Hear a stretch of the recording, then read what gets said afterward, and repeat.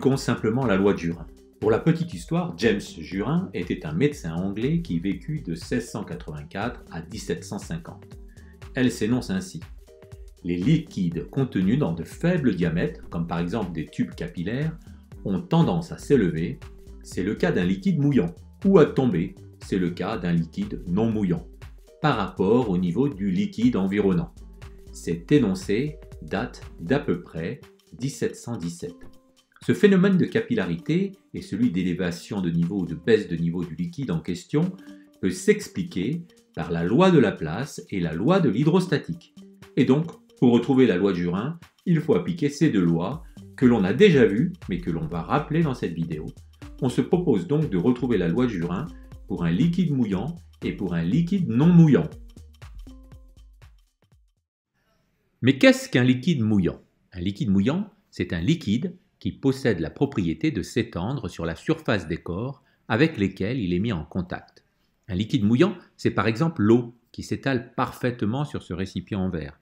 En revanche, un liquide non mouillant, c'est un liquide qui reste plutôt compact et ne s'étend pas vraiment sur la surface en contact. C'est par exemple, comme ici, le mercure. Alors, rappelons maintenant la loi de Laplace qui peut s'appliquer sur ces deux fluides, par exemple. Les forces de tension superficielle à la surface d'une goutte liquide de rayon grand R exercent une compression qui entraîne une réduction uniforme de cette surface, d'où la forme sphérique. Il existe donc une surpression, ΔP, à l'intérieur de la goutte, de la goutte sphérique, pour assurer l'équilibre des forces agissant sur la goutte. Ces forces sont les forces de tension superficielle, comme représentées ici, puis il y a aussi la pression à l'intérieur, les forces de pression à l'intérieur de la goutte ou à l'extérieur. La pression interne à la goutte, PINT ici, est la pression du côté de la concavité de l'interface, et PEXT, pour pression externe, est la pression du côté de la convexité de la goutte. Donc le côté convexe est en dépression par rapport au côté concave. On a donc ΔP, la différence de pression, qui est égale à P interne moins P externe, et qui est égale à 2 sigma sur R, qui est la loi de Laplace, avec la pression interne plus grande que la pression externe. Et sigma, c'est la tension superficielle. Je rappelle aussi que la tension superficielle est un phénomène physico-chimique lié aux interactions moléculaires d'un fluide. Elle résulte aussi de l'augmentation de l'énergie à l'interface entre deux fluides. Faisons juste un petit rappel sur la loi de l'hydrostatique. Le détail de cette loi est dans la vidéo précédente sur laquelle vous allez pouvoir cliquer à la fin de celle-ci. Pour un élément fluide, sous forme de cylindre, nous avions déjà démontré que la pression sur la base A du cylindre était égale à la pression exercée sur la base B, plus une différence de pression égale à ρGH, où ρ est la masse volumique du fluide, G est l'accélération de la pesanteur et H la hauteur entre le point A et le point B.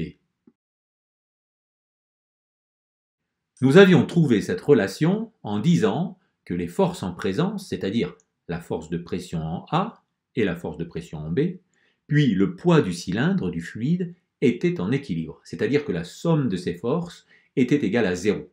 Je vous invite à aller revoir la vidéo précédente sur les pressions. D'autre part, nous avions mis en évidence deux autres propriétés concernant la pression. C'était que la pression est la même en tout point d'un même plan horizontal d'un fluide en équilibre et que la pression exercée sur une surface est indépendante de l'orientation de l'élément de surface considéré.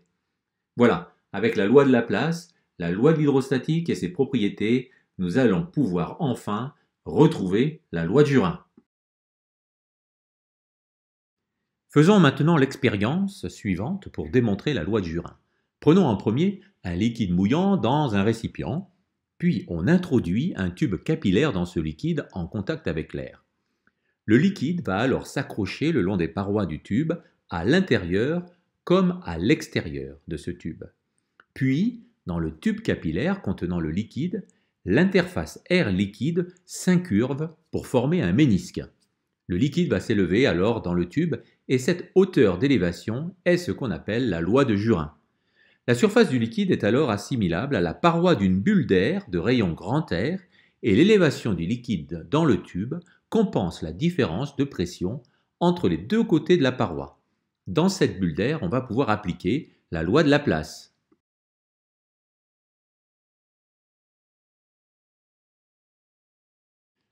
Avant de commencer, on doit dire aussi que plus le tube capillaire est mince, plus l'eau s'élève dans le tube. Pour un liquide mouillant, sa surface libre s'élève au contact d'une paroi verticale et prend une forme concave à l'intérieur d'un tube de faible diamètre. D'après la loi de Laplace, le côté convexe, je me répète un peu, est en dépression par rapport au côté concave, mais aussi par rapport à la surface plane. Le liquide est alors aspiré vers le haut.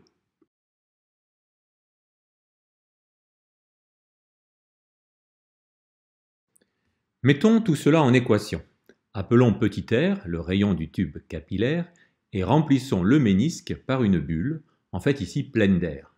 On a donc la pression interne dans la partie concave de la bulle et la pression externe dans la partie convexe qui est dans le liquide mouillant. Puis, on y fait passer la tangente qui passe par le bord du ménisque et on y place le rayon grand R perpendiculaire à cette tangente.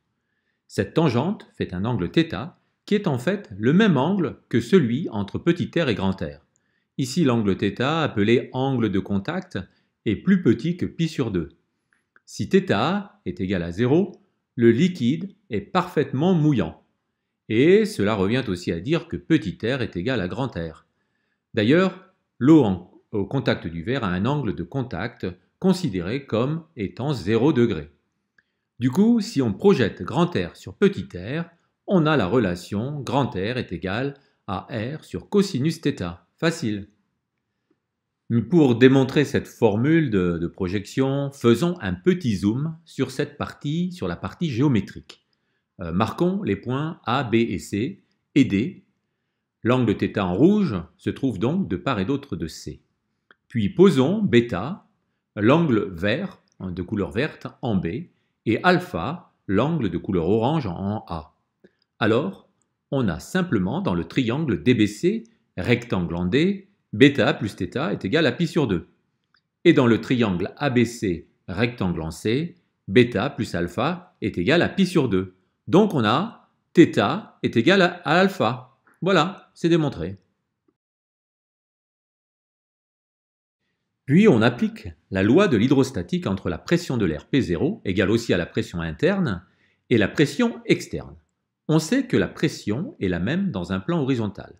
Donc, translatons P0 dans le tube.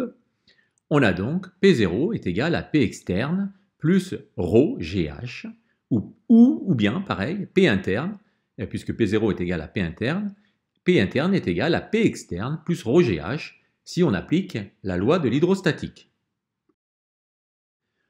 Enfin, on applique la loi de Laplace dans la bulle. On a P interne moins P externe est égal à 2 sigma divisé par grand R, où sigma est la tension superficielle, et si on identifie avec la formule de la loi de l'hydrostatique présentée juste avant, on trouve ρGH est égal à 2 sigma sur grand R, et donc de cette formule on en tire la hauteur h d'élévation de l'eau dans le tube capillaire qui définit la loi de Jurin. On a donc h est égal à 2 sigma fois cosinus θ divisé par petit r ρg. Et la hauteur h, positive ici, de liquide dans le tube capillaire est donc proportionnelle à la tension superficielle du liquide sigma et inversement proportionnelle au rayon petit r du tube capillaire. Mais que se passe-t-il si maintenant on a un liquide non mouillant? Quand on va placer le tube capillaire dans le bac, dans un bac plein d'un liquide non mouillant, eh bien, le niveau de liquide va baisser dans le tube par rapport au niveau du bac. Attention, la pression interne, toujours du côté concave, se retrouve cette fois dans le liquide non mouillant, toujours dans la bulle, et la pression externe se retrouve à l'extérieur du liquide, c'est-à-dire dans l'air. L'angle θ est pris dans le sens trigonométrique et cette fois, il est plus grand que π sur 2. Il est d'ailleurs compris entre π sur 2 et π. C'est une particularité du liquide non mouillant. D'ailleurs, l'angle de contact d'un liquide non mouillant, comme le mercure en contact avec du verre, est de l'ordre de 140 degrés. Ainsi, l'angle entre la tangente et la paroi du tube capillaire vaut donc π moins θ. Et par analogie, avec ce qu'on a vu pour le liquide mouillant, eh bien on trouve que l'angle entre grand R et petit r est aussi pi moins θ. Or, cosinus pi moins θ, c'est égal à moins cosinus θ. Donc, grand R est égal à moins petit r divisé par cosinus θ. Ensuite, comme pour le liquide mouillant, on applique la loi de l'hydrostatique et la relation de Laplace, et on trouve exactement les mêmes relations, sauf que lorsqu'on remplace grand R dans la relation ρGH est égal à 2 sigma sur grand R, eh bien on trouve H est égal à moins 2 sigma cosinus θ divisé par petit r ρg. H est donc négatif, on parle de dépression, et c'est la loi de Jurin pour un liquide non mouillant.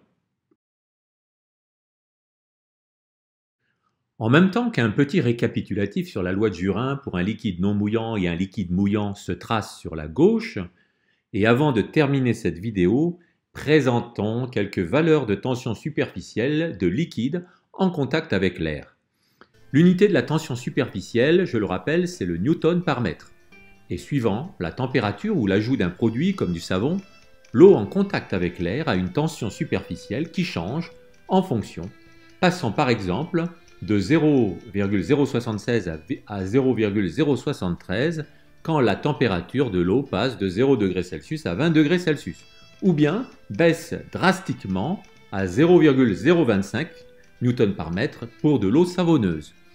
Plus la tension superficielle est basse, plus le liquide va pouvoir s'étaler.